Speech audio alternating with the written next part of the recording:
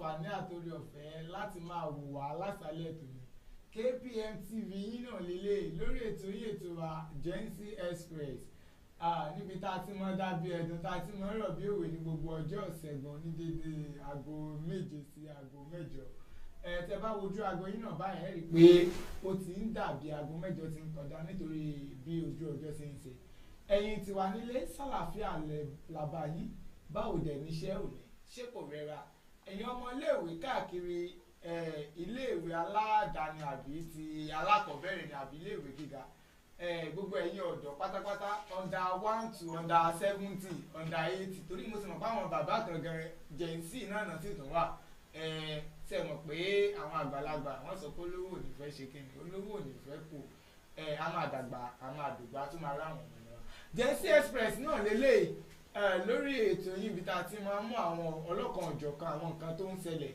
ní àárín àwọn ọ̀dọ́ tá a ti máa mú wá àgàgà tá a bá sọ̀rọ̀ nípa entertainment news latest information àti àwọn nǹkan kan tá a nílò láti mọ̀ àti tá a nílò láti kọ́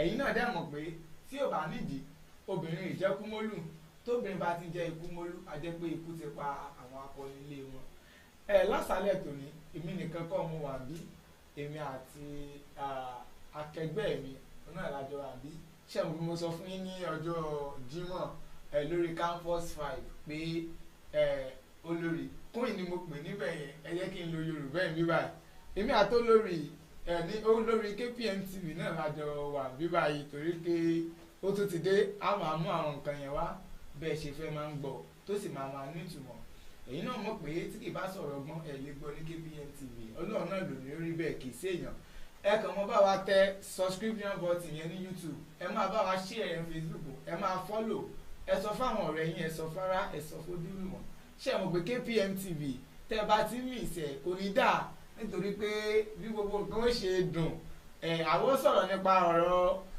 ìgbé ayé àwọn ọ̀dọ́ ìgbéyàwó náà bẹ́ẹ̀ àwọn oúnjẹ tẹ̀lé mọ́ jẹ KPM TV ó láwọn ètò tá a dedicate fún ìgbé ayé àwọn obìnrin ọmọdébìnrin àti gbogbo ẹ mọ̀ pé KPM TV ó ta lẹ́nu tẹ́ ẹ̀ bá ti taste ẹ̀ o ẹ lè mọ̀ bóyá atato ìyọ̀dùn ẹ̀kálẹ́ èmi ọmọ yín olólùfẹ́ yín náà ni Adelove Ìkòyí ẹ̀sán ni mí ọmọ àgbọ̀nyàn ẹ̀sán ni mí ẹ̀sán ni wà gbogbo wa la nílò láti mọ sọ́ra wa nílò àkókò báyìí bórílẹ̀-èdè ṣe rí olórí ẹ̀kálẹ́ sá ẹ bá wa kí àwọn aráalé. ẹ̀kálẹ́ o gbogbo ilé mo kí ní gbogbo ibikíbi tẹ́ bá wà nílé lóko orúkọ tèmi ni Òbẹ́ńbé Tolúlọpẹ́ Ọmọ́tóyọ̀sìn. Wow. Ní orí ètò yìí ètò wa Gen Z Express ní àṣálẹ́ tòní ohun tí a mú wá òun náà ní nǹkan tí a pè ní this tough time tabadẹ́ ń sọ̀rọ̀ nípa tough time ọ̀jọ̀gbọ́n kan tí a mọ̀ sí Joyce Meyer tó jẹ́ òǹkọ̀wé ní ìlú Amẹ́ríkà ó sọ pé tough time never lasts but tough people do bẹ́ẹ̀ ni àwọn àgbà sọ pé ìgbà ò lọ bí òréré bẹ́ẹ̀ ni ayé náà ò lọ bí ọ̀pá àgbọn Bíbélì sọ pé olúkúlùkù ohun gbogbo ní ìgbà àti àkókò wà fún lábẹ́ oòrùn Omidan Tolúlọpẹ́ mo mọ̀ pé gẹ́gẹ́ bí akẹ́kọ̀ọ́ tí àwa náà jẹ́ oríṣiríṣi nǹkan ló máa ń ṣẹlẹ̀ sí àwa akẹ́kọ̀ọ́ ìgbà míì o lè mọ̀ sí ẹ̀wà lọ báyìí gáàsì rí ó dẹ̀tàn ó bà sáré pelé pé bóyá wọ́n ti ẹ̀bọ rí 1k sí. kó tẹ lọ fi fìlẹ̀. àwọn aráàlú yóò bá ní àwa gún òtí ìjẹun látàárọ̀ ẹni tó ní kó bọ́ sáré wá 1000 kó lọ fi fìlẹ̀ gáàsì dádì àbí mọ́mì àwọn tó sọ pé àbúrò rẹ gan àwọn àbúrò rẹ méjì tó mọ̀ kùn lé wọn ti jẹun látàtàrà sọ pé bóyá ọ̀gán tó bá rí 1000 naira kò sì sí ẹ rí. ó ṣe mí o àìmọye ìgbà. In this tough time as a student as a youth òjò tí ń pa gòkè mọ̀ ṣe kó nìkan ní pa tó bá bẹ́ẹ̀ yóò kó míì náà ta yóò pa àwọn ṣe pé student nìkan náà ní forí kó ni àwọn ìyá àwọn tó ti graduate ní ìsìtàn náà ń wáṣẹ́ tí gbogbo nǹkan dẹ̀ dàbí bó ṣe rí in this tough time tán wò pé kí lọ́nà àbáyọ lórí ètò yín ètò wa Gen Z Express ohun tá a mú wá lásàálẹ̀ òun náà ni àwọn ọ̀nà àbáyọ sí àwọn ìgbà tó dàbí pé ó fẹ́ le ó fẹ́ nira kọ́lọ̀ mọ́jì ò lè mọ́ wa. àmì o. ẹ̀yin tí àwọn wà ń lé ẹjá tẹ kọ́kọ́ bẹ̀rẹ̀ lọ́dọ̀ ẹ̀yin tẹ wà ní campus mo mọ̀ pé bẹ́ẹ̀ ṣe ń gbọ́ mi ẹ lè máa drop comment yín mo mọ̀ pé ó ń ṣe yín gangan ẹ̀dẹ̀ mo bó ṣe ń lọ tẹ bá wo orú àkókò ìbáyìí nìsín tẹ bá ní pé kẹ́ ẹ wò dáadáa ẹ máa ṣàkíyèsí pé oṣù ti ń parí tẹ bá rí ẹni tó ní gàrí abọ́ kan lé nìsín orí ọ̀fẹ́ lásán lórí gbà bóyá mo dógún tiẹ̀ ni àbí kò ń gángan jó dógún fúnra rẹ̀ torí pé bó o bá pe ọ̀nkù rẹ báyìí yóò sọ fún ọ pé oṣù tí ì parí oṣù ti lóyún àtìmọ́ tí yóò bí bóyá bẹ̀ta ní òbí ni kan tó san sálárì bóyá bẹ̀rin ni.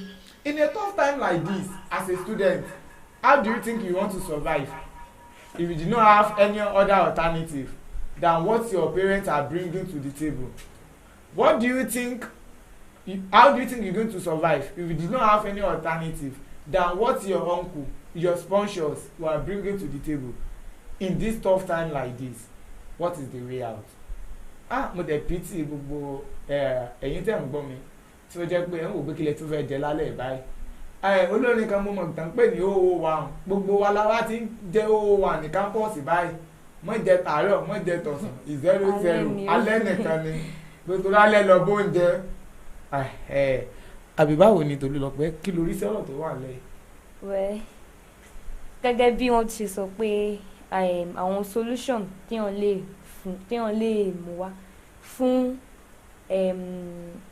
ìgbà tó dàbí pé ó nira in this kind of a tough time. So as a student àwọn nǹkan tó lè ṣe tó bá ní any other alternative àbò wà ní source of income except bó ṣe ń rely lórí àwọn parents except tí dáàdì ẹ bá send ní 1,000 lọ 2,000 like as a student ó tẹ̀ gbọ́dọ̀ wá àkọ́ṣe even ìyẹn gbọ́dọ̀ jẹ́ first priority if you are coming to school. That must be your first priority. Like aside from going to school to learn, like nǹkan tó fẹ́ lọ kọ́ like your course, nǹkan tó fẹ́ lọ study, that should be on your bucket list. Pé kí ni mo máa ṣe torí kò ń ṣe every time ló máa pélé táwọn máa dẹ́ ẹ lò. urgent 2k. O lè pélé ní èní kó jẹ́ pé ọ̀túnla àbí 5 days later ló máa dẹ́ ẹ lò. So you have to have it at the back of your mind that I must have 1 or 2 things to be doing. Tí o dẹ̀ ní affect education ẹ̀ ìyẹn náà wá important tó wá lẹ́ pé o fẹ́ máa ta nǹkan ni tó mọ̀ pé kò ní máa gba too much time tó ní jẹ́ tó ní shift focus ẹ̀ kúrò ní school kúrò nínú education ẹ̀. As a student you have to make sure you have that in mind. You have to have your source of income in any way, be it your handwork, if you are talented in any other thing, in many other things that you can do tó wá lẹ́ pé iṣẹ́ náà ló kọ́ that you can use as a source of income. Yeah, I like that very idea, but I want you to let us look it at this angle. You know, Yorùbá máa sọ pé tí o bá nídìí obìnrin ò jẹ́ kúmọ́lú tẹ́ bá ti lóbìnrin kan tó ń jẹ́ kúmọ́lú a jẹ́ pé ikú ló pa àwọn akọni ilé wọn. That means behind every problem there is always a reason. You understand? Before a student can be facing a tough time, do you know that as we are saying this tough time, we have some people that they were living fine. And it's not that maybe they involve themselves in atrocities because your income must not be lesser than your expenditure. Sure. Once your expenditure is greater than your income, you will go bankrupt. And in a time like this as a student, before we could be able to say either you are hard work, you have skill and all this kind of thing. Can you let us look at some causes that is making people to be in a tough situation? There's a lot of things that can bring people to this tough room. Out of it, number one, it can be laziness. Yes. Procrastination is there. I will do it tomorrow. I will do it next tomorrow. And some people have fear of starting something. At least you start from somewhere. Okay, bí rí tẹ́ǹsọ̀ ẹni tó lẹ́bùn rìn tó dẹ́mọ̀ pẹ́ bùn rìn yìí tó máa ti nǹkan tó bá sà lọ kọ́ church kan sà máa fún ní nǹkan kan àjọ ọdún kan náà fẹ́ ṣe. He was scared to face the crowd. Like ọmọ mi kan nígbà tó sọ pé òun fẹ́ máa ta nǹkan kan ní campus mo ní pé kí ló ó ní òun máa gba gúgúrú ní dozen àti ẹ̀pà àti mo ní pé fine. Ó ní pé báwo ló ṣe máa lọ máa meet àwọn èèyàn pé òun ta gúgúrú mo ní pé fine. Once you can firstly convince your roommate, you can convince anybody. because ẹni tó súnmọ́ yẹn jù ni ló ṣòro fún yẹn láti gbà yẹn gbọ́ tó bá fi lè táwọn aráàlú rẹ bá ti kọ́kọ́ gbà ọ̀gbọ́ báyìí it's easy for you to convince other. Paul abudu sọ pé ẹnikẹ́ni tí kò bá ṣe ìkápá ilé rẹ̀ aláìgbàgbọ́ sàn jùlọ because the only people that can give you your vivid image they are your family. They know you better than any other thing. And your friends. Anytime you are trying to bring something out like an idea, firstly patronize your friends. Let your friends patronize you rather. Either your products, either your skills. Like some of the students tó jẹ́ káwọn ẹ̀mọ́ pa ń ṣe irun ó ní pé wọ́n máa kọ́kọ́ ṣe lọ́fẹ̀ẹ́ sí roommate ẹ̀ sí hostel mate ẹ̀ ibi tó hostel mate ẹ̀ bá ti gbẹ́rù yẹn lọ sí class wọ́n máa sọ pé wow sísá tó lọ gbọ́ irun yín ló fáìn tó báyìí tá ló bá yín ṣe ìwọ náà fi ip kan sísá alágbájá mà ní kódà ilé ìkẹ́ tó ti ṣe tẹ́ tó tó kún fún àyìn tẹ́ bá rìn tó ń ṣe ó bá bẹ̀rẹ̀ sí sẹ́ẹ̀nà yan picture irun tí wọ́n ti bẹ́ẹ̀ ṣe làwọn náà bá mọ̀ fi ràn wọn. You have unveiled your potential. The problem will keep in a persistent state until when you are ready to do something out of it. Ọ̀lẹ kò lè rí nǹkan kan ṣe. See those people that you are seeing online that you are trading doing all this different kind of online business is not easy for someone not to sleep from 12 o'clock to 6 o'clock. Wọ́n máa monitor àwọn line tó ń lọ yẹn. So kò easy. So I know it's tough, time is tough, and I could not overemphasize that. I could not deny that time is everything. Everybody knows that everything is tough this time around. Tolulope. So that means you must not be lazy, and you must first of all discover yourself. What are you good at doing? If you find out that okay, I'm good at plaiting hair or I'm good at sewing clothes for people, if that's probably what you learned, you can as well get some materials as a student. You sew for yourself, for your friends, and then from there you will get people. That's if you are not lazy and if you don't procrastinate. So first off, you have to discover yourself, and you must not be lazy in anything you are doing. Another thing is that you must see positivity in anything you are doing.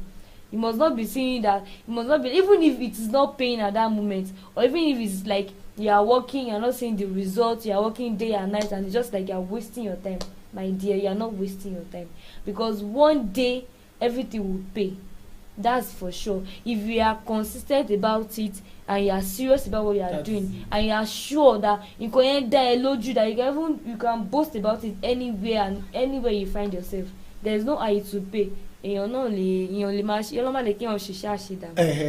now, let me just try to support that.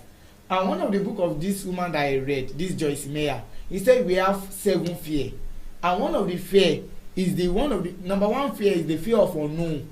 Some people will just be panicked for no reason.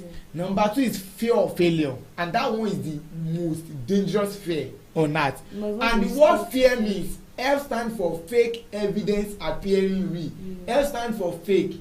E evidence, A appearing, R real. It's not real. It just look like a real. Ó dàbí nǹkan tẹ́sí wá present fún ẹni kò èso ní nǹkan kan tó fẹ́ fún ẹ photocopy tó lọ jágbà lọ́wọ́ ẹnìkan tó tí kò mọ̀ ló gbé fún ẹ kò dógo kò lówó kò lẹ́nìtì ọ̀run wọn lè wá sáyé empty ni. So what I'm saying is just that in essence is just that with the fear of failure, assuming that those people that they manufacture, created, invested different kind of things, if they have the fear, once they fail one second thought, they will not stop. Sure. This L'Oreal man that we are celebrating, Professor Wole Soyinka, he according to his story, he said he failed English language for several times, on several attempts, but he did not stop. Today, he's making African Nigeria to be proud. So as I was saying that, ìwọ èmi ni màá bá roommate mi tó jẹ́ pé kò sí nǹkan kan tó máa ń tẹ́ lọ́rùn. Àwọn tó lè bá ṣe ń ba gan-an mo mọ bó ṣe máa ń complain lé kò sí nǹkan tó kí ẹ̀. Ó kò tiẹ̀ fẹ́ try kò tiẹ̀ lo talent ẹ̀ wò òun ò pé kí làwọn èèyàn máa sọ. Fear of criticism, fear of what people will say. Gbogbo yẹn gbọ́dọ̀ eré ìzẹ̀kú gẹ́gẹ́ bí ọ̀dọ́. This is Gen Z Express. If you are just joining us on KPM TV, Gen Z Express, no baby, we are talking about the youth entirely, not just the students alone. ìwò èèyàn ti lè má rí gan kójú ọ̀dọ̀ kó máa rò pé bóun ṣe bí gbogbo nǹkan ṣe lọ yìí kò máa lọ déédéé in this tough time. Even ẹlòmíì ní 3, 4, 5 source of incomes nowadays. Ìwọ tó jẹ gbowó oṣù ó lè invest owó oṣù ẹ into kó ra shares sí àwọn business àwọn organization tó mọ̀ pé wọ́n legit. Kò ní property. Yeah, like I have someone like we are talking some days ago wey sound like àwọn ò gba ṣẹ́ láti bí 2 months right pé adéyọ̀ so tó mọ̀ pé àwọn nǹkan táwọn tẹ̀ ti rí tẹ́lẹ̀ àwọn ọ̀sán sọ́kùnrin àwọn tẹ̀ fi manage and you go be able to still like má dey come out on it. So it's not easy like for someone to just have a small one single income in this time of the day in this tough time. Try to see beyond the circle that you are outside the box or what did you call it the other time. Yes, you have to be creative. Like you should check your surroundings, you check your environment. Like what can I do that maybe in your environment there are some things that they're actually lacking. You should try to create some things that what can I do that I can offer to these people that would actually pay me, because nobody wants to run at a loss. So you have to think about, okay, what can I do, like what can I sell, or what activities, what services can I render to the world, to the society, your community, that you can actually that will give you profit, not that you run at a loss. So you have to be conscious of that too. You cannot just jump into any business, or you cannot just jump into any work that you just be working day and night and it will not be paying you, or you will not be seeing the result of your work. So you have to make sure that you are thinking day and night, and whatever you are doing, you have to be mindful of it, that you have to be conscious of anything you are doing. So you don't just do it and do it for doing sake. You must have a target. Now let me come in. You know, I realized some days ago, I don't know, maybe I was just passing by, and I saw a particular banner somewhere, and then I put it there that, hey, tó bá jẹ́ pé like a student now, o lè lọ sí ilé yín nísìnyí kó sọ pé ó fẹ́ lọ máa gbé oúnjẹ sásá now. Now the person will now become a medium between you and your parents. Tí wọ́n bá fẹ́ gbóúnjẹ fún ẹ láti ilé is the person that they will call. So òun ló máa lọ wá àwọn onímọ́tò tí wọ́n lọ sí area ibi tán parent ẹ wà. Òun ló máa communicate pẹ̀lú àwọn parent ẹ, òun ló máa bọ́ mọ́tò yẹn sọ̀rọ̀. Company titi wọn, ọ́fíìsì titi ẹ̀ ló ti máa wá gbóúnjẹ yẹn. Bóyá 5,000 ló wá kó mọ́tò fún àwọn parent ẹ ni. Tí wọ́n àtó mọ́tò jọ negotiate 2,000, 3,000 yẹn. Òun ni titi ẹ̀. And it's a student that is running it. That's a business idea. A very, very good one. And a lot of students were facing these challenges. Tọ́bárí wọ́n tó gbé bánà yẹn síta ní sàmì tó confuse all the social platforms. Pé okay o wọ́n tó bá wà wọ́n rí pé báwo ni fẹ́ gbóúnjẹ lé o, I can be there kìíní kan. That kind of intermediary, see how it's good. That's actually a great thing to do, because especially students, to even go home and carry food, you first think about the stress, and you might actually be busy, like you have to attend classes, or you have different kind of things to engage in, and then to squeeze that time to go home is actually another thing. So that's actually a good thing though, that you just said that someone would stand as an intermediary. Of course. Well, it's actually a good thing. And you know, one of the challenges as students, when you are in the student environment, number one priority of the students is food. Number two is when it comes to that, you cannot work as a cyber. My friends, when things were very tough, when we went home, you could not be able to went home plastic. So the only thing that he could do is that he went to go and collect a particular loan, and he bought a small printer, and he has system. That's how he started photocopying. He is doing photocopy alone, and gradually he know how to process some things on internet. Now he has been helping people in projects, doing projects, helping people in do different kinds of things like that. So you understand? So before you could say you want to do, make sure that what you want to engage in, ó jẹ́ nǹkan táwọn èèyàn need. Yes. And one of the number 3 issues president manning in relationship matter. Oh my God, especially this Gen Z. When we talk about this generation that we youth, I don't want to marry wrong, I don't want to marry right. You can develop yourself. There is different kind of online coaching that you can become a counselor, relationship counselor, like that. You'll be able to give them a valuable, reasonable advice, and no matter what, they're going to compensate you. That one in one way to the other. Yes. Ẹlòmíì délélé ó máa báwọn yẹn kan náà tó máa gbowó.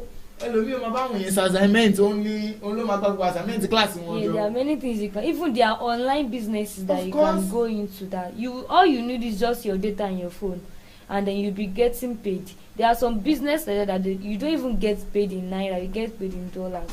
So is if you can think, you can calm down and okay, let me just focus on this thing. Because if you have that mind of I don't want to rely on my parents, like I cannot be waiting on someone that okay, this person should send me money. If you have that mind, like if you have that thing in you that no, I cannot continue like this, there's no how. You will look for one thing to do.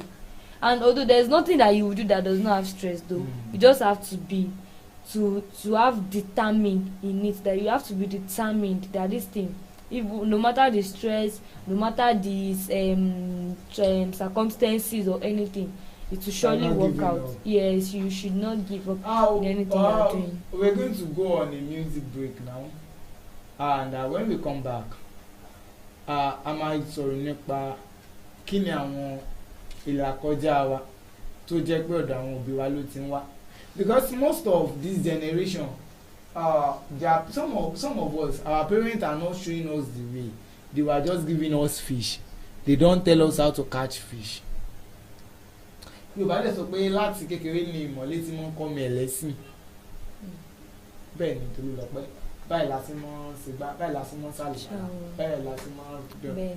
You understand? Yes, I understand. So báyìí la sí mọ́ lọ church láàárọ̀, báyìí la sí mọ́ ṣe ní Sunday service, and all those things is very very important.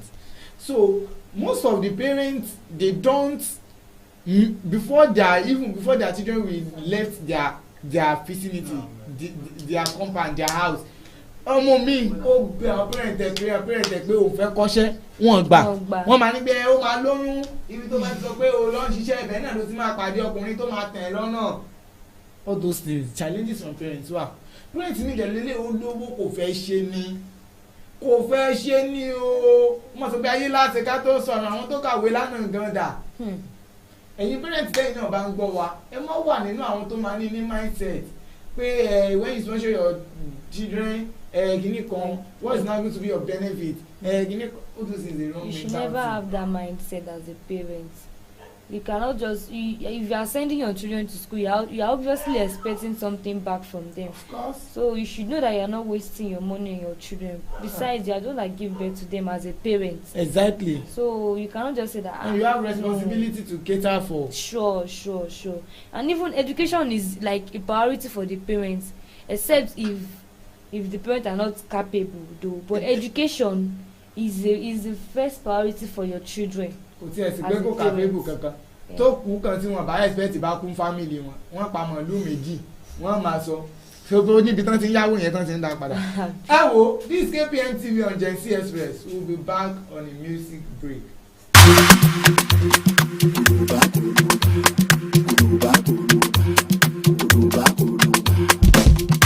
Alóyinlo òhùndé wálé agbẹ́dẹ́gbẹ́ ọ̀rẹ́ o sílẹ̀ bàbá wọn ká tán délẹ̀ o. Mi ò ní lọ síbi kan bàbá wọn ká tán délẹ̀ ládùnkẹ́ wọ́dé sí i. Èwo ni kó ló bá torí mo fẹ́ fọ́mọ yín. Èwo ni ti wàrà tó fi sá torí mo fẹ́ fọ́mọ yín. Wọ́n bí mi mo túra bí èmi gangan lábí sọ́lá mo bọ́lá jí mo jí bọ́lá mo fẹ́ sọ̀kọ̀ bọ́lá ti tó. Sílẹ̀ màá bá wọn ká tán délẹ̀ kólóbá eléré ò dá o sí ṣáàzó dá mo léléré ò dá o sí ṣáàzó dá. Àwọn kan bẹ nílẹ̀ yìí ojoojúmọ́ ló ń ṣọmọ wọn gbóná jù kò sí ṣáàzó lọ. Orúkọ tèléré ni la fi mọ̀ wọ́n káàkiri. Ẹ̀bẹ̀ ni mo bẹ̀ yín o ìdọ̀bálẹ̀ mi máa re ẹjẹ́ ń fẹ́ ìyàwó mi o. Sílẹ̀ bàbá wọn ká tán délẹ̀ o. Mi ò ní lọ síbi kan bàbá wọn ká tán délẹ̀ ládùnkẹ́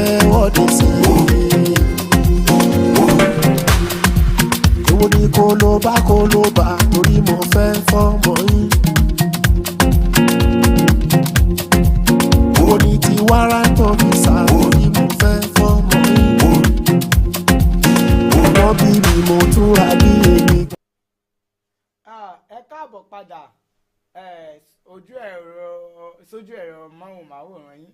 This is KPM TV on Gen Z Express. Èmi ọmọ yín náà ni Adelove pẹ̀lú omidan Tolúlọpẹ́. Lórí ohun tá a mú wá ní alẹ́ òní tá a pè ní in this tough time. And a dẹ̀ sọ pé tough time never lasts but tough people do, according to a writer, Joyce Meyer. She's an American pastor and a writer. Nǹkan tá a wá ń sọ lọ pé tí gbogbo nǹkan bá rí báyìí, a ti mẹ́nu bà ṣẹ́ téèyàn lè yàn láàyò, a ti mẹ́nu bà àwọn ìlàkọjá, a ti mẹ́nu bà àwọn nǹkan tó ń fa gan tó fi lè dàbí pé ó fẹ́ lè mẹ́lòmíì ju ọmọ ẹgbẹ́ rẹ̀ lọ. Ẹnu tá a wá ń sọ ni àwọn òbí, ipa táwọn òbí gan ń kó tó fi dàbí pé nǹkan ń le. Some parents, they don't have sympathy. Some, because they don't have the education, they don't know what means. They did not have that kind of experience. Ẹlòmíì wọn ò mọ ojú nǹkan tí ojú àwọn akẹ́kọ̀ọ́ àwọn ọmọ wọn rí níléèwé gíga. Àwọn tó bá sọ pé kára gbá wọn sọ pé ó fẹ́ gbá wọn ni. Àwọn òbí mi wà bẹ́ẹ̀. Tán máa rò pé bóyá ọmọ àwọn ń kówó fóbìnrin àbí ń kówó fọkùnrin níléèwé gíga ni tó bá ti lóun fẹ́ ra gbá àwọn fẹ́ rà wò. Wọ́n máa wá dákún sọ̀rọ̀ ẹ̀. Ọmọ tí ò dẹ̀ jẹun kó tó lọ kíláàsì tó tún dé tí ò ní retí tí ò jẹ ẹ̀kọ́ yẹn ò lè wọ rí ẹ má jẹ́ àtànra wa. Ló sọ ẹlòmíì ṣe hook up ló mú kẹlòmíì máa ṣe kó máa gbé sugar daddy friend with benefit. Ẹ mọ̀ yẹn ẹ má bínú. Kí ni mò ń gbìyànjú láti sọ? Ẹ̀yin òbí wa ẹ jẹ́ ká ní lọ́kàn pé investment ní tẹ́ ṣe ń tọ́jú wa àwa náà máa sànjọ́ lọ́jọ́ kan. Ẹ má dàkún ìṣòro àwọn ọmọ yìí Tolúlọpẹ́ àfi kí lórí sí. So ní pàtàkì àwọn òbí yẹn èmi máa advice because mo ní èèyàn kan bẹ́ẹ̀ actually has a friend like that, like before she came to school kò kọ́ṣẹ́ then tó wà nílé ó sọ fún dáàdì rẹ̀ pé òun fẹ́ kọ́ṣẹ́ but dáàdì ẹ̀ he feel insecure pé tọ́ ọmọ bá lọ kọ́ṣẹ́ like she will get exposed to many other things stuff like that, and then due to that fear ọmọ yẹn ò kọ́ṣẹ́. She even said òun fẹ́ kọ́ bí catering or something like that pé there's no how if she can establish herself in school. ó máa gba kéèkì fáwọn tó fẹ́ ṣe birthday and different kind of things. ó máa ṣe àwọn small chops àwọn nǹkan kan báyẹn but due to the fact pé that there and then another thing tí mo tún rí sí pé then ó dà pé ibi tó ti fẹ́ kọ kò ń ṣe vicinity àwọn parent ẹ̀ so like bí ó fẹ́ lọ síbi tó jìnnà so ẹ̀rù yẹn ṣá ló ń ba àwọn òbí ẹ̀ kò jẹ́ kí dáàdì ẹ̀ fún láyé so by then tó bá dé school by anything ó fẹ́ ra ta lásán gan ó máa pè dáàdì ẹ̀ tí dáàdì ẹ̀ bá wá complain ó máa ní ẹ̀ ṣe bí ẹ̀yin náà jẹ́ kí n kọ́ṣẹ́. So as a parent you should call your children ó yá wá kí ló fẹ́ ṣe tó bá dé school kí ló fẹ́ máa support ààrẹ àbí òkè iṣẹ́ wo ló ní iṣẹ́ wo ló like to fẹ́ kọ́, and as a parent you should know what your children are good at doing. You should study those things. Ọmọ yìí pé ọmọ yìí bí ó lẹ́ẹ̀kọ́ máa lù ní o àbó lẹ́ẹ̀kọ́ máa kọrin àbó lẹ́ẹ̀kọ́ máa dáná so you can help them in that way too. Tó wáyé pé ẹ máa assist ẹ̀kẹ́rùn lọ síbi tó máa ti kọ́ bó ṣe kọrin dáadáa ni àbí there are schools that you can go and learn how to sing, you can learn how to do music, and you can learn how to drum, and from there you become a even things has been easy on YouTube now. Yes, you can go online. If it is cooking that you love to cook, there are schools that you can go and do. You can go for catering services, and you can even check, or you can go online if you are ready to buy the necessary requirements. So as a parent you have to support your children in any way, in as much as you are sure that what they are doing is right. Yes, if you are sure that they are on the right way, then you just have to support them in any way that you can. Tolúlọpẹ́ kó tó di pé àwọn máa lọlé ṣé wá rí àwọn ọmọ kan wà tó pé wọn kì í fẹ́ yin wọ́ àwọn tí wọn they don't want to do anything. Ṣé wá rí Yorùbá máa sọ pé mo fẹ́ sọ̀rọ̀ yìí torí afẹ́fẹ́ la wà wọ́n ní kíní kan tó ń dáràn ọrùn ẹlẹ́sẹ̀ kíní kan ló ń dá sí. Má jẹ́ kókó bẹ́ẹ̀ tó o bá ti rí i pé lazy bone lọ́mọ tó o bí kó tó di pé ó máa lọ sí school ó máa wá lọ bojú ẹ̀ jẹ́ kọ́kọ́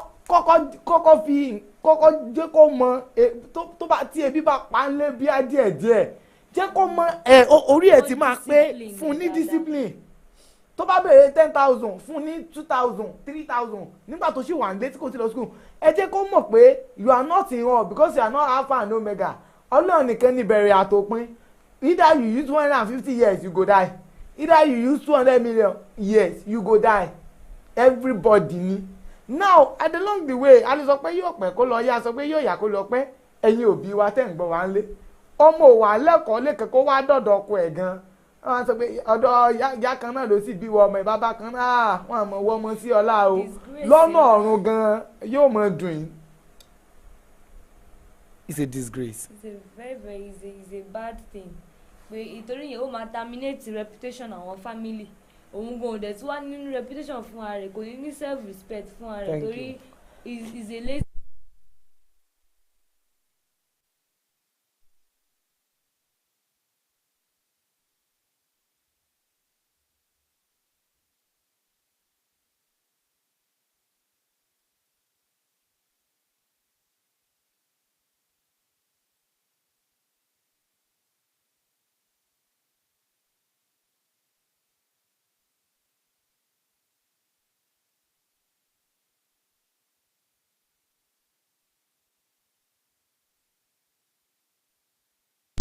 ó wá sọ pé oúnjẹ tó wà nílẹ̀ kò lẹ́ran yóò ní ẹ bọ́ wọn mi gbé nínà.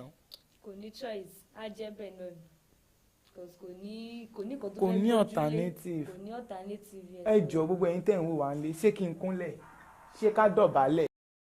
Gen Z Express ní KPM TV ohun tá à ń sọ fún yín láfàálẹ̀ náà ni pé ẹ jọ nítorí Ọlọ́run ẹ jẹ́ ká wá nǹkan kan ṣe ẹ jẹ́ ká wá nǹkan kan ṣe àwọn ọ̀dọ́. We know that everything was tough.